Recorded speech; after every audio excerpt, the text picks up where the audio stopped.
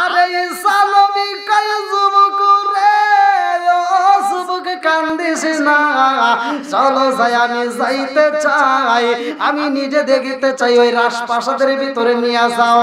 ঈসা নবী রাজপ্রাসাদে যাইয়া রে ভাই দেখে মেয়েটা অন্য ছেলের কাছে আরামে হাসি আনন্দেতে রয়ে গেছে।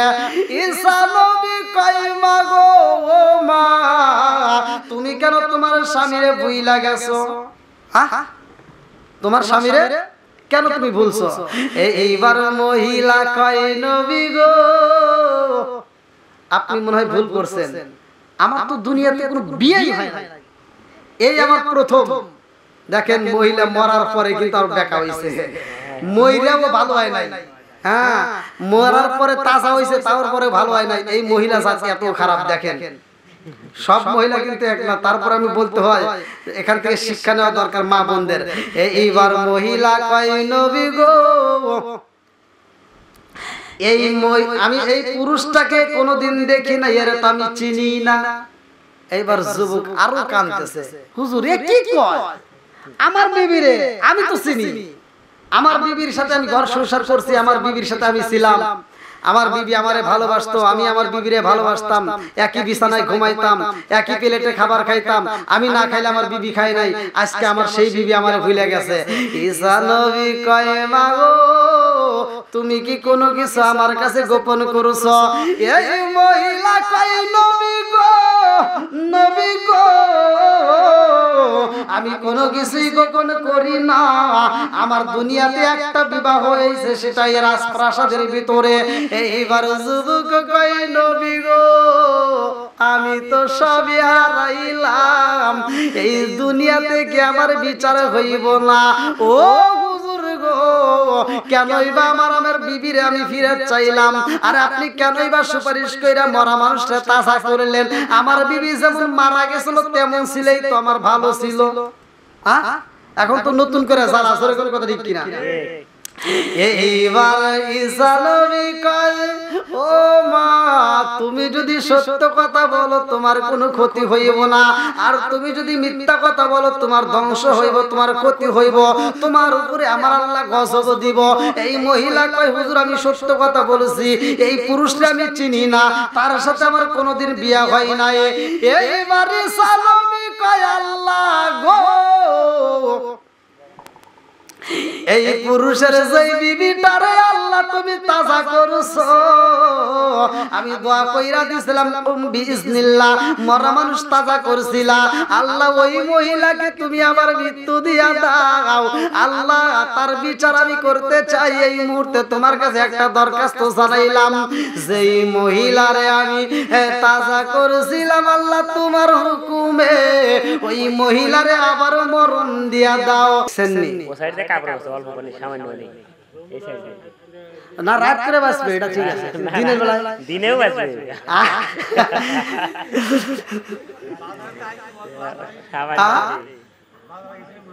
ও বাজারে, ও আলহামদুলিল্লাহ। আল্লাহ তাআলা আমার এই ভক্তবৃন্দদেরকে কবুল করুক, সবাই বলেন আমিন। আর একটু জোরে বলেন আমিন। দেখেন এত কষ্ট করে নদীর ভিতরে আসা হয়েছে, এই সমস্ত পাগলদেরকে এবং আমাকে উভয়কে আল্লাহ কবুল করুক, সবাই বলেন আমিন। বন্ধুরা রে আমার, এইবার যুবক ডাক মারছে, স্বামী ডাকে দিছে বিবি,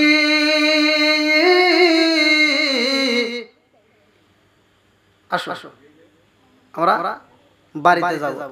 বিবি বলতেছে আপনি কে? আমি তো আপনারে চিনি না। দেখেন এটা লোক মহিলা মানুষ, ওয়াজ করি ওরা পিছনে কথা কয়, মানে ওরা ওয়াজ করতেছে, ওরা আর আমার কথা শুনবো না।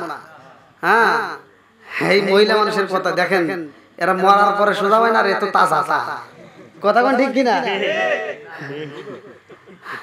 একবার মলি সে বুঝবো, আর এরা মলি পাইছে না, ফিরে আসবো না, কিন্তু এই মহিলা তো ফিরে আসছে, এগুলো কিন্তু ফিরে আসবো না। বন্ধুরা রে আমার, এইবার মহিলাকে আমি আপনার চিনি না, এই পৃথিবীতে আমি একজনরে ভালোবাসি, সেটা হলো এই রাজপ্রাসাদের ভিতরে। দেখেন রাজপ্রাসাদের ভিতরে ভালোবাসা। তাহলে রাজপ্রাসাদের এইবার যে মালিক সেই ছেলে বলতেছে তুমি এখান থেকে বেরিয়ে যাও, আমার বিবি তোমারে চেনে না। এখন সেই মানুষ স্বামী কাঁদতেছে বেচারা, হায় রে তুই মইরেও সোজা হলি না, আমি কান্নাকাটি করছি, ঈসা নবী সুপারিশ করছে বিদায় তুই তাজা হইছস, হ্যাঁ মরাটা তাজা হইছস, সব তুই আমারে ভুলে গেছে। এইবার যুবক স্বামী বেচারা কাঁদতেছে, আর ওই নতুন স্বামী যারে তারে বুঝাইতেছে যে ভাই এটা আমার স্ত্রী, আপনি আমারে ফিরে দেন, কারণ আমার বিবি মারা গেছিল, আমার বিবি আবার তাজা হইছে। এবার ওরে বাইন্দে ধরে বাইরে শুরু করছে। মানুষ কি কয় রে, মানুষ মরলে তাজা হয়, হ্যাঁ মরলে সে মানুষকে ফিরে আসে, আসবে আসে না। বন্ধুরা রে আমার ভালো করে শুইনা নাও, কি খালা খালাইলা দয়াল রে ও দয়াল, খেলা চমৎকার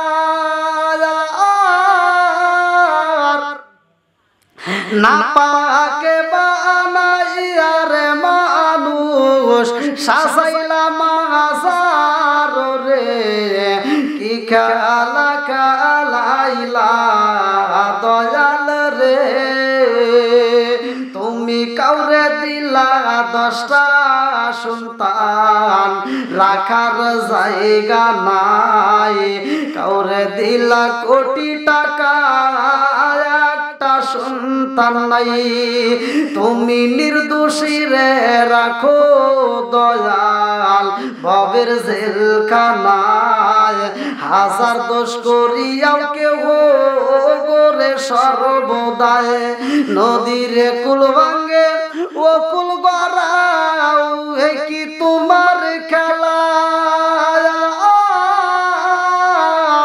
সকাল বেলার দনি ফকির কর সন্ধ্যা বেলায় রে, কি খেলা খেলাইলা দয়াল রে, আল্লাহু আকবার কর। এইবার স্বামী বিচারার এমন বিড়াল বিড়াইছে, চোখের পানি বালাইয়া রাজপ্রাসাদ থেকে বের হইতেছে, কান্দার কয় আল্লাহ তোমার নীলা খেলা বুঝলাম না, আমার বিবিটারে নীলা আবার ফেরত দিলা, আবার বিবিটা কেন হারাইলো, আমার বিবি আমারে কেন চেনে না, আরে বিবি তো ঠিকই চিনেছে ভাই, কিন্তু লোভে পইরা গেছে, জোরে কোন কথা ঠিক কিনা? মহিলাদের লোভ বেশি, মহিলাদের একটা পুরুষ পোলাপানের অত লোভ নাই। আপনারা ইনকাম করতে যান, হারাম খান ঠিক আছে, কিন্তু হারাম খাইতে যায় আপনার যতটা লোভ তার সাথে বেশি লোভ আপনার বিবি। আপনার বিবি আপনারে হারাম খাইতে সহযোগিতা করছে, সুদে টাকা লাগাইতে সহযোগিতা করছে, জোরে কোন কথা ঠিক কিনা? এজন্যই যদি বিবি বলতো যে স্বামী আমরা অল্প খাবো তাতেই আমরা সন্তুষ্ট, কিন্তু হালাল খাবো হারাম খাবো না, তা তো করে না। কই যে উমুকের বউ 3000 টাকা দিয়ে শাড়ি কিনছে, আমাকে যদি 6000 টাকা না দাও তাহলে তোমার ভাতই খাবো, আর টাকাটা কিভাবে কি করবো, তার সুদে লাগা, হ্যাঁ লাগাও, আছে না নাই? বন্ধুরা রে আমার পরদার সীমা ভালো করে শুই না নাও, স্বামী যদি চোখের পানি পালাই রে মা, তোর কারণে যদি স্বামী চোখের পানি পালাই, তাইলে আমার আল্লাহ তোরে গজব দিব, কেমন গজব দিব ভালো করে শুই না নাও। আরে যদি কোন স্বামী স্ত্রী রাত্রিতে ঘুমাইতে যায় রে ভাই, ওই স্বামী স্ত্রীর মাঝখানে যদি ফাঁকা রাখা হয়, একটু দ্বন্দ্ব করিয়া যদি কোনো মনোমালিন্যর কারণে যদি একটু ফাঁকা রাখা হয়, ওইখানে ইবলিস শয়তান জায়গা নেয়, সারাটা দিন ওই বিবির উপরে তারা লানত করে, আমার আল্লাহ তাআলার কাছে তারা দরখাস্ত করে, আল্লাহ তারে তুমি গজব দাও। এইবার স্বামী যখন চোখের পানি বালাইছে রে ভাই, আল্লাহ কয় জিবরাইল তাকায়া দেখাবার না পারমান বান্দি কি করছে, স্বামীর মনে কষ্ট দিছে, স্বামীরে বুইলা গেছে, দুনিয়ার অল্প একটু সুখের আশায়, অল্প একটু সুখের আশায় নতুন স্বামীর ঘরে যাইতে চায়। আরে এই যুবক কাঁদতে কাঁদতে কারো কাছে যখন বিচার পাই না সবাই পাগল কয়। যুবকের মনে বইরা গেছে যেই মানুষটা মরা মানুষ তাজা করছে গো, আমার বিচার যদি করতে হয় তার কাছে যাইতে হইব। এইবার ঈসা নবীর কাছে যায়া কান্দে আর কয়, নবী গো, ঈসা নবী কয়, কে রে এখনো তুই কাঁদতেছস? হ্যাঁ, তোর বিবিরে ফেরত দিলাম আল্লাহর কাছে দরখাস্ত করে সুপারিশ করে, তোর মরা বিবিরে আবার তাজা বানায় দিছি, তারপরে তুই কেন কান্দস? বলে হুজুর আমার বিবি তো আমারে ভুলে গেছে। বলে কেন? বলতেছে আমার বিবি আমাকে স্বীকার করে না, সে অন্য স্বামীর কাছে চলে গেছে। বলে এটা কেমনে সম্ভব? বলে অমুক রাজপ্রাসাদের ভিতরে আছে। এইবার বলে তুমি কান্না বন্ধ করো, চলো আমি তোমার সাথে সেই রাজপ্রাসাদে যেতে চাই। আচ্ছা ঈসা নবী যা যদি বিচার করে, বিচারের ভিতরে কোনো ভুল হবে না? জোরে কোন না। আমাদের ভিতর যদি কোনো সমস্যা হয়, শুধুমাত্র আপনার হাতে টাকা থাকবে, বিচার সর কজরি থেকে উল্টা ডাব চলে যাবে, উল্টা ডাব থেকে সর কজরি চলে যাবে। কথা কোন ঠিক কি না? আছে না নাই? 7 ব্যক্তির জন্য আরশের নিচে আল্লাহ ছায়া দিব, তার ভিতরে একজন আছে প্রধান, পেরামানিক না পরামানিক না, আবার কোবনে যে দেখো হুজুর কিভাবে কইতেছে, এইজন্যই কই। হ্যাঁ, কারণ এরা সঠিক বিচার করে না। জোরে কোন কথা ঠিক কি না? এরা সঠিক বিচার করে না। এরা যদি সঠিক বিচার করতো তাহলে সমাজের ভিতরে এই দ্বন্দ্বগুলি বাঁচতো না। আমি একটা পুলিশ কে আমি ধন্যবাদ জানাই, তিনি আইনের লোক। সেই পুলিশ একটা বাড়ির বিচার করলো, আমি ভিডিও ফুটেজ দেখলাম, আমার কাছে এত ভালো লাগছে যে আমার জানা মতে সারা বাংলাদেশের আলেম যা করতে পারে না একটা পুলিশ অফিসার তাই করছে। যেই বাড়ির ভিতরে ওই পুলিশ অফিসার ঢুকছে, ওই বাড়ির ভিতর সন্তান বাপ মায়েরে কষ্ট দেয়, সন্তান বাবা মারে কষ্ট দিছে, পুলিশ অফিসার যায় সেই বাড়ির ভিতর বলছে যদি বাপরে মায়েরে তুমি বাপ না দাও এই বাড়ির ভিতর তোমারে থাকতে দেওয়া যাবে না। দেখছেন কি বিচার? কোন ইমাম সাহেব এরকম বিচার করছে আপনারা শুনছেন? কোন হুজুর ওয়াজের ভিতরে এসে বলছে? কেউ এরকম সাহস নিয়ে কথা বলতে পারে নাই। এই 2021 সালের ঘটনা, এক পুলিশ অফিসার সে এই কথা বলছে। আমার ভিডিওটা দেখে খুবই ভালো লাগছে, আলহামদুলিল্লাহ। আমি ওই পুলিশ অফিসারের জন্য মন থেকে দোয়া করি, আমার মন থেকে দোয়া রইল। আমরা যদি এরকম সঠিক বিচার করতে পারি ভাই, তাহলে আল্লাহ তাআলা আরশের নিচে ছায়া দিবে 7 ব্যক্তি, তার ভিতরে এই বিচারকরা থাকবে। আলহামদুলিল্লাহ, আলহামদুলিল্লাহ। বন্ধুরা রে আমার, আরে ঈসা নবী কয় যুবক রে, ও যুবক কান্দিস না, চলো যাই, আমি যাইতে চাই, আমি নিজে দেখতে চাই ওই রাজপ্রাসাদের ভিতরে নিয়ে যাও। ঈসা নবী রাজপ্রাসাদে যাইয়া রে ভাই দেখে মেয়েটা অন্য ছেলের কাছে আরামে হাসি আনন্দেতে রয়ে গেছে। ঈসা নবী কয় মা গো, ও মা, তুমি কেন তোমার স্বামীরে ভুইলা গেছো? হ্যাঁ, তোমার স্বামীরে কেন তুমি ভুলছো? এইবার মহিলা কয় নবী গো, আপনি মনে হয় ভুল করছেন, আমার তো দুনিয়াতে কোনো বিয়েই হয় না, এই আমার প্রথম। দেখেন মহিলা মরার পরে কিন্তু আর দেখা হইছে, মহিলাও ভালো হয় নাই। হ্যাঁ, মরার পরে তাজা হইছে, তার পরে ভালো হয় নাই। এই মহিলা জাতি এত খারাপ। দেখেন সব মহিলা কিন্তু এক না, তারপর আমি বলতে হয় এখান থেকে শিক্ষা নেওয়া দরকার মা বোনদের। এইবার মহিলা কয় নবী গো, আমি এই পুরুষটাকে কোনোদিন দেখি না, এর তো আমি চিনি না। এইবার যুবক আরো কাঁদতেছে, হুজুর এ কি কয়? আমার বিবিরে আমি তো চিনি, আমার বিবির সাথে আমি ঘর সংসার করছি, আমার বিবির সাথে আমি ছিলাম, আমার বিবি আমারে ভালোবাসতো, আমি আমার বিবিরে ভালোবাসতাম, একই বিছানায় ঘুমাইতাম, একই প্লেটে খাবার খাইতাম, আমি না খাইলে আমার বিবি খায় নাই, আজকে আমার সেই বিবি আমারে ভুলে গেছে। ঈসা নবী কয় মা গো, তুমি কি কোনো কিছু আমার কাছে গোপন করছো? এই মহিলা কয় নবী গো, নবী গো, আমি কোনো কিছুই গোপন করি না। আমার দুনিয়াতে একটা বিবাহ হয়েছে, সেটাই রাজপ্রাসাদের ভিতরে। এইবার যুবক কয় নবী গো, আমি তো সবই হারাইলাম, এই দুনিয়া থেকে আমার বিচার হইব না। ও হুজুর গো, কেনই বা আমার বিবিরে আমি ফিরে চাইলাম, আর আপনি কেনই বা সুপারিশ কইরা মরা মানুষটা তাজা করলেন? আমার বিবি যেমন মারা গেছিল তেমন ছিলেই তো আমার ভালো ছিল। এখন তো নতুন করে জ্বালা সরে কোন কথা ঠিক কিনা? এইবার ঈসা নবী কয়, ও মা, তুমি যদি সত্য কথা বলো তোমার কোনো ক্ষতি হইব না, আর তুমি যদি মিথ্যা কথা বলো তোমার ধ্বংস হইব, তোমার ক্ষতি হইব, তোমার উপরে আমার আল্লাহ গজব দিব। এই মহিলা কয়, হুজুর আমি সত্য কথা বলেছি, এই পুরুষটা আমি চিনি না, তার সাথে আমার কোনোদিন বিয়া হয় নাই। এইবার ঈসা নবী কয়, আল্লাহ গো,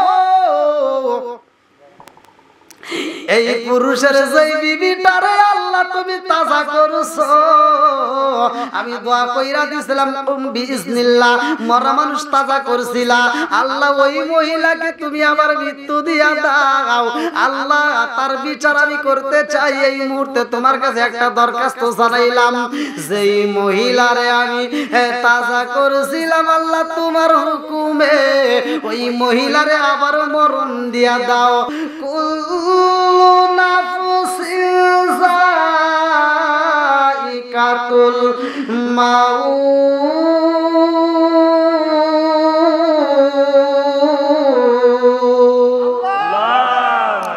মরণ নামক ফল সবারই খাইতে হবে। এবার মালাকুল মউত আজরাইল রেডি হয়ে গেছে। আল্লাহর বিকট সৃষ্টি আমি, মউত আমার নাম, ভবের লীলা সঙ্গ করা হইল আমার কাম, পিতা মাতা হরণ করি ইয়াতিম করি, আওলাদকে হরণ করে কাঁদাই বাবা মা। মালাকুল মউত হাজির হয়ে গেছে। এই মহিলাটা রাজা প্রাসাদের ভিতরে টলতেছে টলতেছে রে ভাই। এই মহিলার মরণ হইব কেমনে, তার আগে মুহূর্তে আমি আর একটা মহিলার কথা বইলা চাই। এ বন্ধুরা ভালো করে শুইনা নাও। এইবার আমিরুল মুমিনিন হযরত ওমর রাদিয়াল্লাহু আনহুর কাছে একটা যুবক আইসা কান্দে আর কয়, হুজুর আমার মনের ভিতর কিছু কষ্ট রয়ে গেছে, আমার একটা সমাধান চাই। বলে কি সমাধান চাও? বলে হুজুর আমার একটা বাচ্চা আছে কিন্তু বাচ্চার মা নাই, এই বাচ্চার সমাধান চাই। বলে বাচ্চা আসলো কোথা থেকে? বলে হুজুর আমার এই বাচ্চাটা আসছে কবরস্থান থেকে। এইবার বলে কেমনে পাইলা? বলে হুজুর কবর ভ্রষ্ট হওয়ার পরে কবরের ভিতর পাইলাম। বলে কেমনে পাইলা?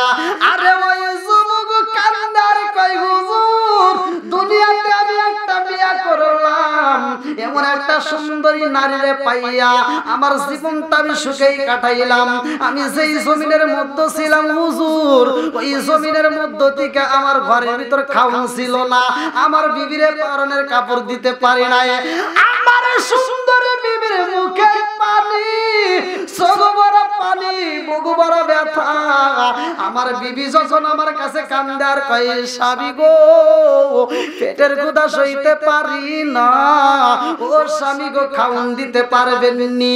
আমি চিন্তা করলাম আল্লাহ আমার বিবিরা আমি না খাওয়াইয়া কেমনে রাখবো? একদিন নয়, 2 দিন নয়, 7 দিন যাবত আমার চুলায় আগুন জ্বলে না, 8 দিন পার হয়ে যায়, বিবির সামনে খাবার দিতে পারি না।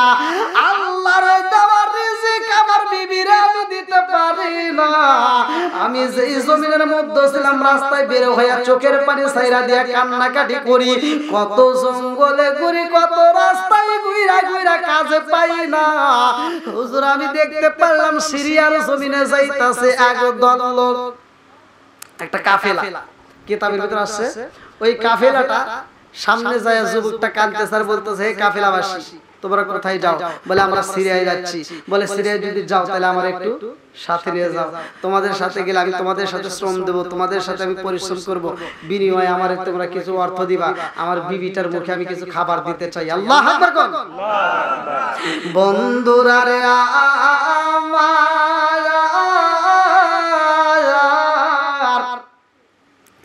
এইবার বিবির জন্য খাবার আনবে রে, কিন্তু ভাই ঘটনাটা কত বড় ভালো করে শুনে নাও। এই বিবিটা ছিল গর্ভবতী। এই বিবিটা 6 মাস থেকে 7 মাস, কোন মুফাসসির کرامরা লেখছে 8 মাস পরিপূর্ণ হয়ে গেছে। এইবারে স্বামী বিবির কাছে বলে, বিবি রে আমি তো কাফেলা পাইছি, সিরিয়ার জমিনে যাইতে চাই। ও বিবি, এই ঘরের ভিতরে আমি তোমার রাইখা যাইতাছি আমার আল্লাহর উপর তাওয়াক্কুল কইরা। বিবি রে এই জমিনের মধ্যে আমার আপন বলতে কেউই নাই, দেখার মালিক আমার আল্লাহ, রিজিকের মালিক আমার আল্লাহ, হায়াতের মালিক আমার আল্লাহ, মউতের মালিক আমার আল্লাহ। বিবি রে এই জমিনের মধ্যে যদি কোনো বিপদ হয় তুমি আমার আল্লাহর স্মরণ কইরো। কারে? আল্লাহ। আল্লাহরে বলতেছে যদি কোনো সমস্যা হয় তুমি আমার আল্লাহরে স্মরণ করবা। আমরা যে কোনো বিপদে পড়ি না কেন আমরা ডাকবো কারে? আল্লাহ। আল্লাহরে ডাকবো, আল্লাহর কাছে আমরা চাবো, দেখবেন সমাধান আমার আল্লাহই করবে। পৃথিবীর কোনো ব্যক্তি সমাধান করতে পারে না। বন্ধুরা রে আমার, বিবি কান্দার কয় স্বামী গো আপনি যাইবেন ব্যবসা করতে সিরিয়ায়, আপনি যেই কাফেলার সাথে যাইবেন আপনার সাথে কি আমার আর দেখা হইবনি? বিবি কান্দার কান্দার কয় স্বামী গো আপনি যাইবেন কাফেলায়, আপনার সাথে আমি একটু কথা বলতে চাই। স্বামী আসে না আমার সামনে, সানমের মতো দেখারে লইতাম জীবনে সজন। আসেন আমার সামনে, সানমের মতো দেখারে লইতাম জীবনে। স্বামীর মনের মতো দেখে আর কয় স্বামী গো আমারে রাইকা গেলেন, আমার বাচ্চাটারও রাইকা গেলেন স্বামী গো। আমার যদি কোনো বিপদে হয় আল্লাহর উপর তাওয়াক্কুল করছেন, আপনারে আমি বাধা দেব না।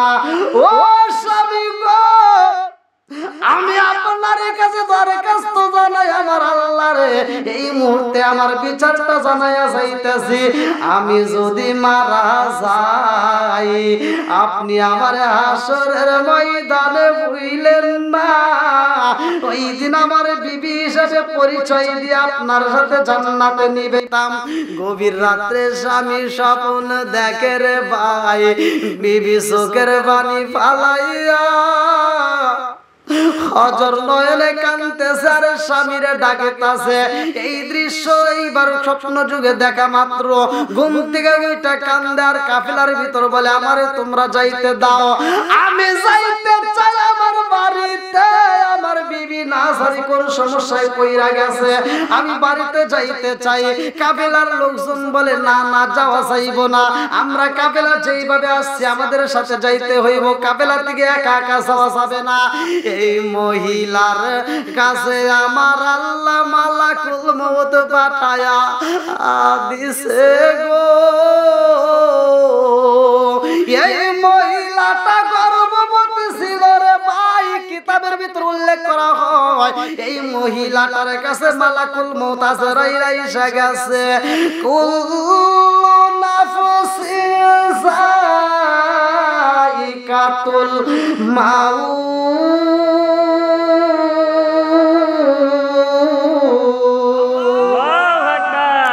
মালাকুল মউত আজরাইল যখন এই মহিলার, আমি কথা মুখতাসারে টান দিতেছি, মূল আলোচনাটা আপনাদের মাঝে দিয়ে যাচ্ছি।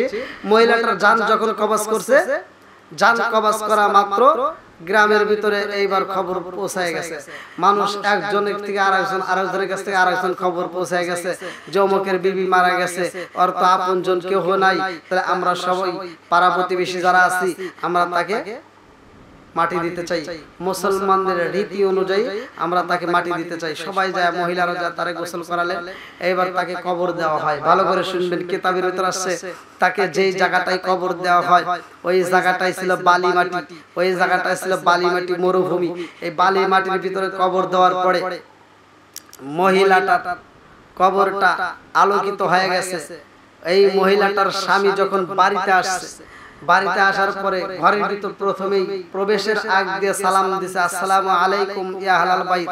আমরাও বাড়ির ভিতর প্রবেশ করতে এই আমলটা যদি করতে পারি, আল্লাহ রাসূল বলছে ওই বাড়ির ভিতর আল্লাহর রহমতের দরজা খুলে দেয়। সুবহানাল্লাহ। এবার স্বামী ডাকছে, বিবিরে যখন ডাক দেয় কিন্তু বিবির কণ্ঠে আওয়াজ পাচ্ছে না। বন্ধুরা রে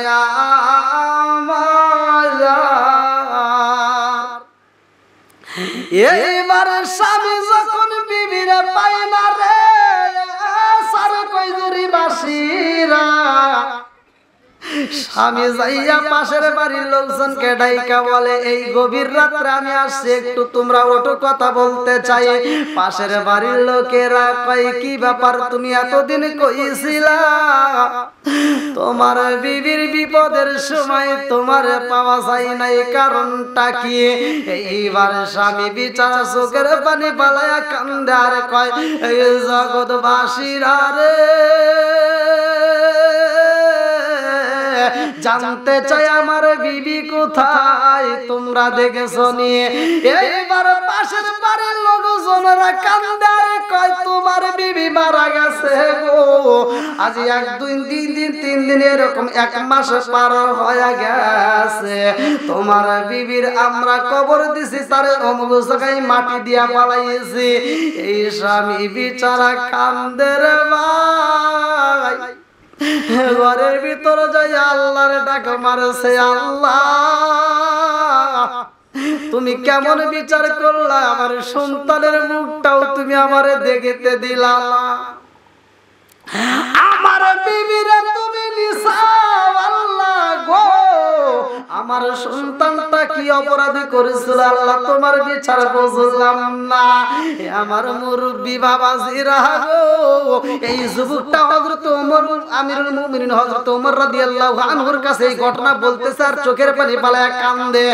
এইবার যুবক বলে, হুজুর গো, আমিরুল মুমিনিন, আমি রাত্রিতে যখন আমার বিবির কথা বইলা বইলা আল্লাহর কাছে বিচার দিয়া আমি বিছনায় পিঠ লাগাইছি, আমি ঘুমের ঘরে স্বপ্ন যুগে দেখে লাগাম আমার বিবিরে এই জায়গায় কবর দেওয়া হয়েছে, ওই জায়গাটাই ভিতরে আগুন জ্বলতাছে, জাহান্নামের আগুন জ্বলে। এই দৃশ্য যখন আমি স্বপ্ন যুগে দেখলাম, আমি সইতে পারি না, আমি আর দুঃখের কথা কাউরে বলতে পারি না। আমি ওইবার গভীর রাতে রওনা দিছি কবরস্থানের পাশে যাইয়া, আমি যখন দাঁড়াইছি, আসসালামু আলাইকুম ইয়া আহলাল কবর, এইবার কবরের পাশে দাঁড়াইয়া যখন আমি সালাম মারছি, হুজুর আমি স্বপ্ন যুগে দেখেছি আমার বিবির কবরে আগুন জ্বলে, অথচ আমি যখন কবরস্থানে হাজির হইলাম কোনো আগুন দেখি না। আমি পাড়া প্রতিবেশী গ্রামবাসীরা ডাক দিলাম, সবাইরে ডাইকা ডাইকা বললাম আমার বিবির কবর কোনটা। সব জনগণ যখন দেখাইছে আমার বিবির কবর অমুকটা, আমি কবরস্থানের পাশে দাঁড়াইছি, কে যেন আমার কানে কানে বইলা যাই, যুবক রে তোর বিবিরা যদি দেখতে চাস পরের দিন গভীর রাত্রে এই কবরস্থানের পাশে আসতে হইব। আচ্ছা, কবরস্থানে কি রাত্রিতে একা একা যাইতে পারবেন? ভয় করে না? সবারই ভয় আছে, জোরে কোন কথা ঠিক যে কয় ভয় নাই, আরো বেশি ভয়। আপনাদের কথা কি বাদ দিলাম, হুজুরি ভয়, ইমাম সাহেব সবাই বইব। ওই একজন লেবু, লেবু তো চেনেন, কিছু কিছু পোলাপান দেখবেন কবরস্থানের পাশে যায় বিড়ি খায়, আছে না? কবরস্থানের ওয়ালের উপর বসে, গেটের উপর বসে বসে বিড়ি খায়। ঈদগার মাঠে ভিতরে বসে বসে বিড়ি খায়, এরকম বিড়িখোর আছে না নাই? রাগ করেন না, যেগুলি কথা বলতে হয়। কবরস্থানের ভিতরে এই ওয়াসাত কুসাত কিছু পোলাপান যা আড্ডা মারে, কবরস্থানের ভিতরে একটা গরু বাঁধে রাখবেন, একটা ছাগল যদি বাঁধে রাখা হয়, দেখবেন ওই গরুগুলা ঘাস খাচ্ছে খাচ্ছে হঠাৎ করে পাগলামি শুরু করে দেয়, দৌড়ে কবরস্থান থেকে বেরিয়ে যায়। কারণটা হলো ওদের চোখে পড়ে কোন কবরের ভিতরে আযাব হইতেছে। আর আমাদের কিছু বদমাইশ পোলাপান ওরা কবরস্থানের পাশ দিয়ে হাঁটে আর বিড়ি খায়, আর কবরস্থানের ওয়ালের উপর বসে বসে তাস খেলে, এরকম লোক আছে না নাই? তো এক মাতাল মদখোর, মাতাল মদ খায়া মাতলামি করতে করে কবরস্থানের পাশ দিয়ে যাচ্ছে। কথাটা ভালো করে শুনে নেন। কবরস্থানের পাশ দিয়ে, আমার এখানে শিক্ষার দরকার, আপনাদেরকে আমি শিক্ষা দেওয়ার জন্য বলতেছি যে কবরস্থানের পাশ দিয়ে মাতলামি করতে করতে যাচ্ছে, ঠিক ঠিক গভীর রাত্রে হয় না আর কি, কিছু রাত মোটামুটি হয়েছে আর কি। ওইখানে আর কিছু লেবু চোর কয়েকজন লেবু চোর, দুইজন ব্যক্তি কিছু লেবু চুরি করে কষে করে নিয়ে দৌড়াইতে আসতেছে। তা আইসা এক চোর আর এক চোরের কাছে কইতেছে, তাহলে আমরা ভাগ করবো লেবুগুলো, কোথায় ভাগ করবো? কয় তাহলে চল অমুকের বাড়ির সামনে যাই। কয় না, আমার মা বেশি ভালো না, দেখলে গেলে লেবেলে করবো না, ও বাড়ি যাওয়া যাবে না। এরকম আমরা কিন্তু অনেক মহিলা কিন্তু এগুলো প্রশ্রয় দেই না, আছে তাই না? আবার কিছু মহিলা প্রশ্রয় দেয়। তো যাও কোথায়, তাহলে কার বাড়ি যাওয়া যায়? অমুকের বাড়ি। কয় না, ওর বউ ভালো না, ও দেখলে গেলে লেবেলে শুরু করবো না, অথবা আমরা একবারে নিরাপদ জায়গায় যাবো, যে জায়গার মানুষ কোনো কথা কয় না। তাহলে কোন জায়গায়? কবরস্থান। আচ্ছা, কবরস্থানে কি কেউ বাধা দিব? নাই। এইবার ওরা দুই মাতাল যখন দৌড় পেরে যাইতেছে, তো কবরস্থানের গেটের সামনে তো দুইটা লেবু পড়ে গেছে। দুইটা লেবু যখন পড়ছে, আর একজন বলতেছে এই ওটা পরে খুলকুনি, আগে চল বাক করি, আসল বলি তো ভিতরে রয়েছি। এবার কবরস্থানের ভিতরে বসে যায়, লেবুটা খুইলা কোথায় তোর একটা আমার একটা, তোর একটা আমার একটা, এরকম করে বাক করতেছে। মাতাল আবার ওই কবরস্থানের পাশ দিয়ে যাওয়ার সময়, কে রে কবরের ভিতরে কি হয়? কথা কইতেছে, তোর একটা আমার একটা, তোর একটা আমার একটা। এই মাতাল আবার ঠিক নাই, মাতাল এবার দৌড়াইতে দৌড়াইতে গেছে মসজিদে হুজুরের কাছে। হুজুর, কবরস্থানের ভিতর নিশ্চয় কোন ফেরেশতা আইছে, তারা জান্নাতের কিছু খাবার ভাগ করতেছে, জান্নাতের কিছু নাচ নেয়ামত কবরস্থানের ভিতর ভাগ হইতেছে, চলেন যাই তাড়াতাড়ি। আর হুজুর তো জানে যে ও মদ খায়, হুজুরকে পাগল তুই মাতাল, হ্যাঁ এই মাতলামি করতে করতে আমার কাছে চাপার দাঁত খুলে এলাম। কয় হুজুর খোলেন বা না খোলেন, যদি আমার কথা না শুনে আপনার চাকরি তো আড়াইব, আপনার খবর যাওয়াই লাগবে। কয় তাহলে পাগল তো দেখছি, আবার কোয়া যায় না, এই দেখছি হতেই পারে। কয় চল দেখি মাতালের কথা একটু শুনেই আসি। মাতালের সাথে এবার হুজুর আসতেছে। হ্যাঁ, হুজুর আসতেছে, যখন হুজুরও ধীরে ধীরে আসছে, মানে মাতাল তো শুনছে ক্লিয়ার ভাবে, মাতাল তো বলতে হুজুর আমি ক্লিয়ার ভাবে শুনছি কবরস্থানের ভিতরে এটা হচ্ছে, জান্নাতের কিছু খাবার ভাগ হচ্ছে আমার মনে হয়। এবার হুজুর আর মাতাল যখন মানে কবরস্থানের গেটের সামনে আসছে, আর ওরা দুইজন কয় তোর একটা আমার একটা, তোর একটা আমার একটা। আর একজন করতেছে যে গেটের সামনে দুইটা, গেটের সামনে দুইটা হুজুরকে মাতালের, যদিও মাতাল হয় কিন্তু কথা তো ঠিক নাকি? গেটের সামনে আমরা দুইটা, এটাও রোজার জন্য করে দিছে একটা দৌড়। হুজুরও কাছে ভয়, জ্বালাই বললে সবাই ভয় পায়, হুজুরের কথা ঠিক কিনা? বন্ধুরা রে আমার, এইবারে কবরস্থানের পাশে দাঁড়াইয়া রে ভাই, যুবক কান্দে, এইবার কে যেন কানে কানে বইলা যায়, তোমার বিবিরে যদি দেখতে চাও একা একা নিরিবিলিতে পরের দিন রাত্রিতে আসতে হইব। এইবার পাগলা কি করলেন, পরের দিন আবার ওই কবরস্থানের পাশে দাঁড়াইছে। যুবক বলে আমিরুল মুমিনিন, ও খলিফাতুল মুসলিমিন, আমি কবরস্থানের পাশে দাঁড়াইলাম, আগের দিন রাত্রিতে স্বপ্ন যুগে দেখলাম আমার বিবির কবরে আগুন জ্বলে, অথচ আমি যেই দিন কবরস্থানে আমার বিবিরে দেখতে দাঁড়াইলাম, আমি যাইয়া দেখি ওই কবরটা জান্নাতের বাগানে পরিণত হয়ে গেছে, ওই কবর থেকে জান্নাতের ঘ্রাণ আসতেছে। আমি যখন বিবিরে দেখার জন্য মালিকের দরবারে হাত বাড়াইলাম, সাথে সাথে কবরটা ব্রাস্ট হয়ে গেছে। আমার বাচ্চাটারে আমি তাকায়া দেখি, তাজা মানুষের কাছে যেমন একটা জিন্দা মহিলার কাছে একটা বাচ্চা যেমন বুকের দুধ পান করে, আমার বাচ্চাটা তেমনি বুকের দুধ পান করতেছে। জোরে জোরে কন্যা সুবহানাল্লাহ। নারে তাকবীর আল কোরআনের আলো হযরত মোশাররফ হোসেন সালাউদ্দিন সাহেব নারে তাকবীর। তাহলে কবরস্থানের ভিতর মৃত মহিলা বুকের দুধ পান করাইতেছে কে? আল্লাহ। জোরে কোন আল্লাহ। আল্লাহ। আল্লাহ পারে কি পারে না? পারে। সবকিছুর মালিক কে? আল্লাহ। আমার মালিক কে? আল্লাহ। আপনার মালিক কে? আল্লাহ। সবকিছুর আল্লাহ।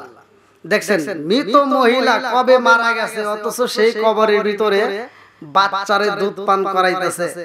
আমার আল্লাহ তাআলা কেমন ক্ষমতা, এখান থেকে শিক্ষা নেন। আল্লাহ এজন্যই বলছে আমি আল্লাহ যখন যা বলি তখন তা হয়ে যায়। ইন্নামা আমরুহু ইযা আরাদা শাইআন আইয়াকুলা লাহু কুন ফায়াকুন, সূরা ইয়াসিন। বন্ধুরা রে আমার,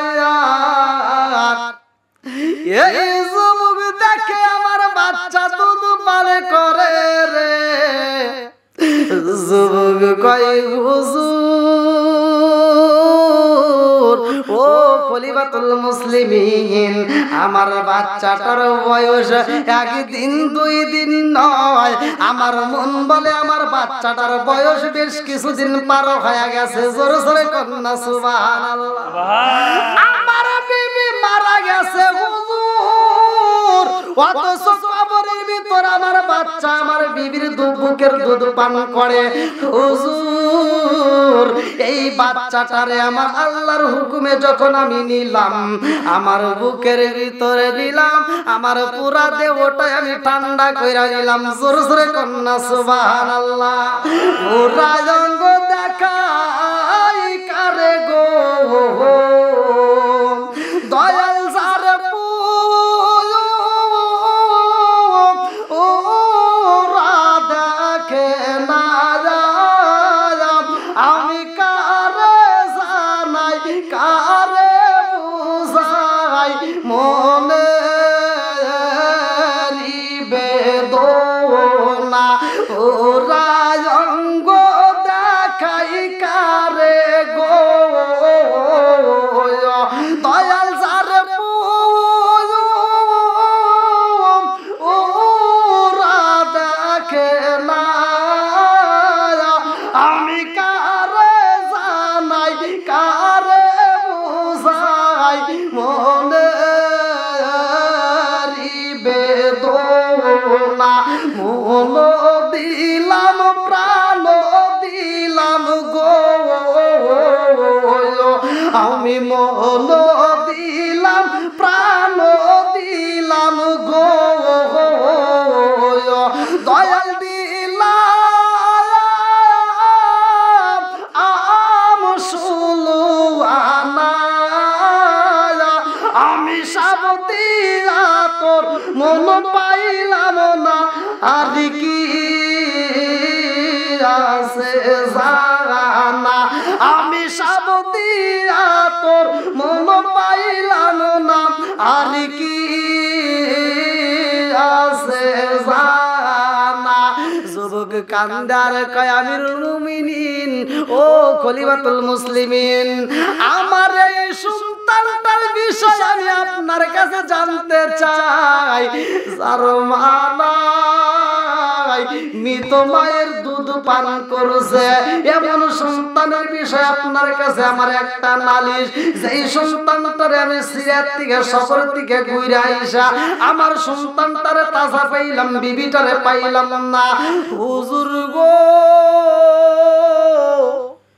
এই কথা যখন আমার মহল্লার কাছে বলছি হুজুর, আমার মহল্লাবাসীরা আমারে পাগল কয়, আমার মহল্লাবাসীরা আমারে বুলবুইজা পালাইছে। আমিরুল মুমিনিন হযরত ওমর রাদিয়াল্লাহু আনহু কান্দে রে, সার কই বাসীরা, কবরের এমন ইতিহাসের ঘটনা শুনলে আমিরুল মুমিনিন দুইটা চোখের পানি ফালাইয়া দেয়। আরে এই জমিনের মধ্যে আর একজন সাহাবী ছিল, যেই সাহাবীটার নাম হচ্ছে উসমান জিন্নুরাইন। আমিরুল মুমিনিন বলে উসমান জিন্নুরাইন যেই জায়গাটায় যাইতো, যেই মজলিসের ভিতর যাইতো, ওই মজলিসের ভিতর হাসতো, ওই মজলিসের ভিতর আনন্দ করতো, ওই মজলিসের ভিতর মুস্কি মুস্কি হাসতো। আমরা দেখেছি উসমান জিন্নুরাইন এই জমিনের মধ্যে একটা জায়গায় গেলে পাগল হয়ে যাইতো। উসমান জিন্নুরাইন ওই জায়গাটায় গেলে চোখের পানি ধরে রাখতে পারতো না। পৃথিবীর সব মজলিসে উসমান জিন্নুরাইন হাসে রে, কিন্তু কবরস্থানের পাশে গেলে পাগল হইয়া চোখের পানি পালায়। আমরা জিগাইলাম উসমান জিন্নুরাইন রে, তুমি কেন কবরস্থানের পাশে গেলে কান্দো? তুমি কেন কবরস্থানের ভিতরে গেলে কান্দো? তুমি কেন কবরস্থান দেখলে কান্দো? উসমানে কয় ওমর রে, পৃথিবীর যত মজলিসে যায় আমার কোনো ভয় লাগে না, কিন্তু কবরস্থান দেখলে আমি সইতে পারি না। বলে কারণটা কি? বলে এজন্যই কবর দেখলে আমি সইতে পারি না, এই কবর হইল আখিরাতের প্রথম মঞ্জিল। ঠিক আখিরাতের প্রথম ঘাটি। আজকে আমি আপনি কি করতেছি না করতেছি আমি আপনি ভালোই জানি। আমার পাপের খবর আপনি জানেন না, কিন্তু আমার পাপের খবর, আপনার পাপের খবর আমি জানি না, আল্লাহ ঠিকই জানে। যদি কোনো ব্যক্তি হুকুকুল্লাহ হুকুকুল ইবাদাত, যদি কোনো ব্যক্তি আল্লাহর হুকুম পালন করতে যায়, যদি ভুল করে, আপনি ফজরের নামাজ পড়েন নাই, জোহরের নামাজ পড়েন নাই, মাগরিব পড়েন নাই, এশারও পড়েন নাই, আপনার কাছে সামনে আসতেছে কিসের? ফজর। কিসের? আপনি যদি নিয়ত করেন ফজরের নামাজ আমি আদায় করব, ফজরের নামাজে যা আপনি তওবা করলেন, আল্লাহ জীবনে যত পাপ করেছি, যত অন্যায় করেছি আল্লাহ মাফ করে দাও, এখন থেকে আমি নিয়মিত নামাজ পড়ব। তওবা করতে দেরি আর আমার আল্লাহ ক্ষমা করতে দেরি করবে না। আল্লাহ ক্ষমা করতে দেরি করে না। ইন্নাহু হুয়াত তাওয়াবুর রহিম। আল্লাহ বলছে নিশ্চয় আমি আল্লাহ তাআলা তওবাকারীকে ভালোবাসি। যদি কোনো ব্যক্তি অন্যের হক নষ্ট করে, খাবারের ভিতর ভেজাল দেয়, ওজনে কম দেয়, কারো টাকা ধার নিয়ে টাকা না দিয়ে মসজিদে যায় সিজদায় লিপ্ত থাকে,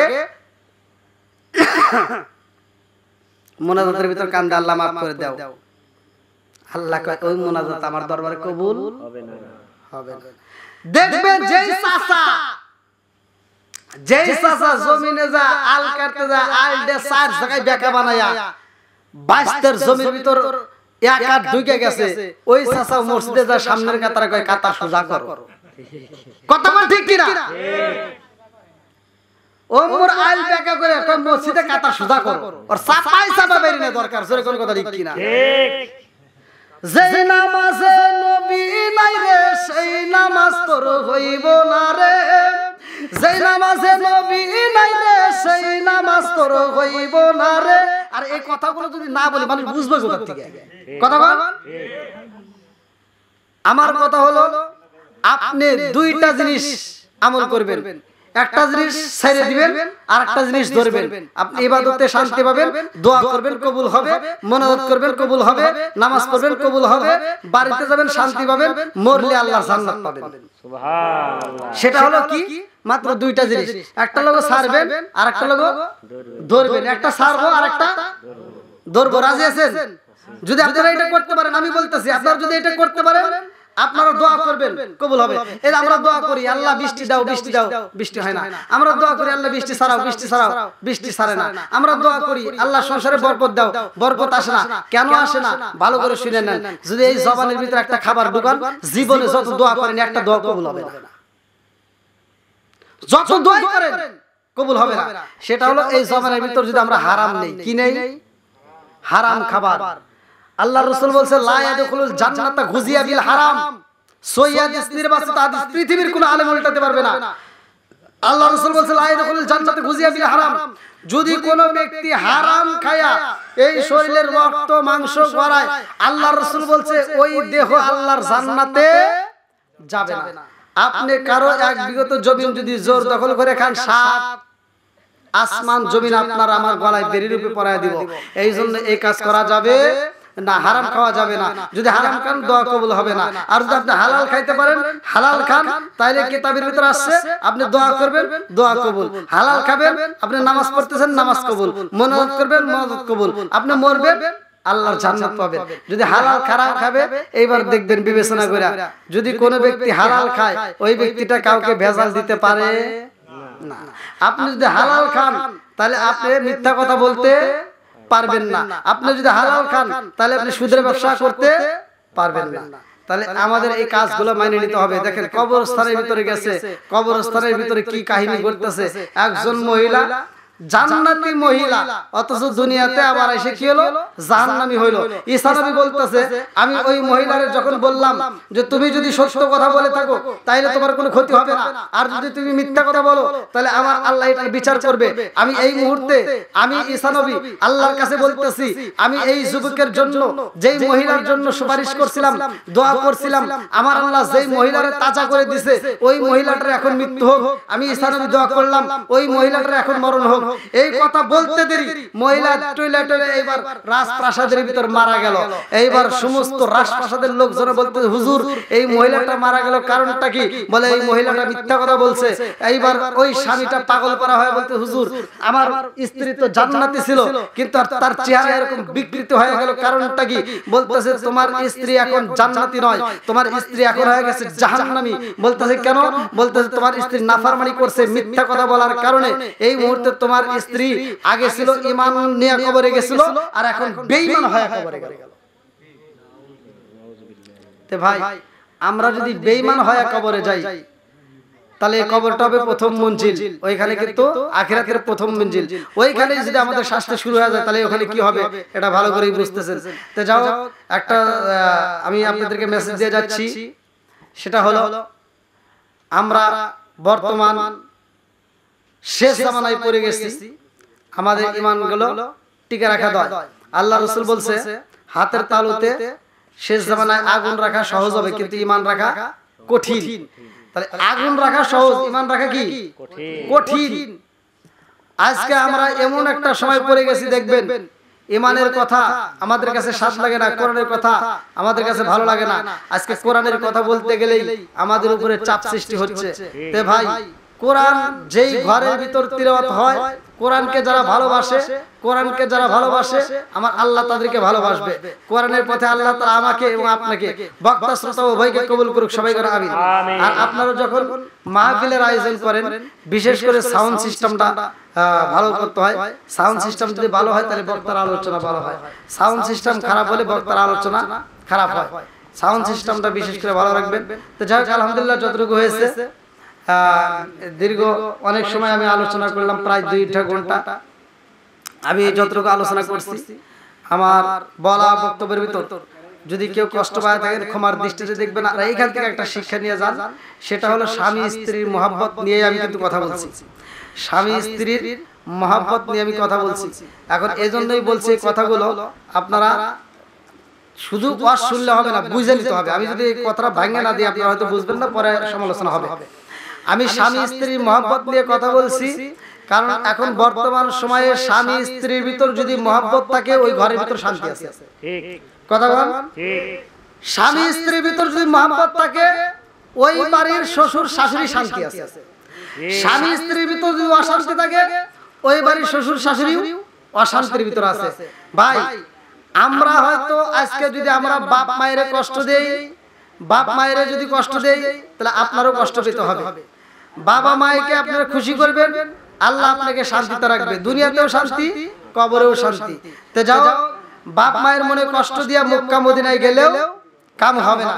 আল্লাহ রাসূল বলছে হুমা জান্নাতুকা মা নারুকা, তোমার মা বাবা তোমার জন্য জান্নাত, মা বাবা তোমার জন্য জাহান্নাম। তাই মা বাবাকে যদি ভালোবাসতে পারেন, মা বাবাকে যদি ভালোবাসে তাদের মুখে হাসি ফুটাইতে পারেন, আল্লাহ রাসূল বলছে সোনার মক্কা মদিনা তোমার ঘরের ভিতর যার মা বাবা জীবিত আছে।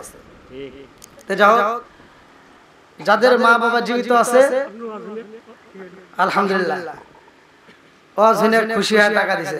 আল্লাহ তাআলা আমার ভাইজানকে কবুল করুক, সবাই কেন আমিন। আমিন। কি আপনাদের কি কোনো কষ্ট হয়েছে? না।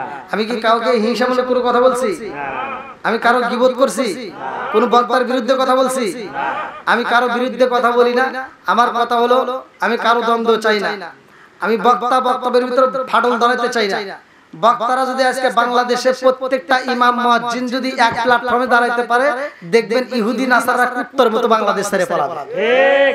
আজকে আমাদের ভিতরে মিল নাই, এক ইমাম আর এক ইমামের সাথে মিল নাই। এই উত্তর পাড়ার ইমাম পশ্চিম পাড়ার ইমামকে দেখতে পারে না, আবার ওই পাড়ার ইমাম এই ইমামকে দেখতে পারে না। আছে না নাই? আছে। এই দ্বন্দ্বের কারণে আজকে মুসলমানদের ভিতরে আজকে 12টা বাজাইছে। আজকে ইমামরা যদি এক হয়, আলেম ওলামা যদি এক হয়, তাহলে বাংলাদেশ 100 ভাগের ভিতর 95% মুসলমান। আর সেই মুসলমানের ভিতর শান্তি নাই। কেন শান্তি নাই? আলেম ওলামার ভিতর মিল নাই।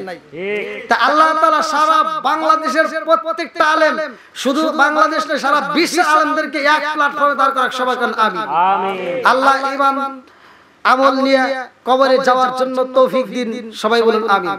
তো যাও আজকের আলোচনা আমি যতটুকু আলোচনা করছি, যদি কেউ কষ্ট পেয়ে থাকেন ক্ষমার দৃষ্টিতে দেখবেন। আমি গুনাহগারের জন্য দোয়া করবেন। আর আপনাদের মাঝে আবার যদি আল্লাহ কোনো সময় আনে, তখন ইনশাআল্লাহ আলোচনা হবে। আর বিশেষ করে আপনারা সাউন্ড সিস্টেম, আমি একই কথা বলি, আমি কিন্তু আগেও বলছিলাম, হয়তো আপনাদের ইমাম সাহেব বলছে কিনা তা জানি না, সাউন্ড সিস্টেম যদি ভালো না হয় তাহলে খুব কষ্ট হয়।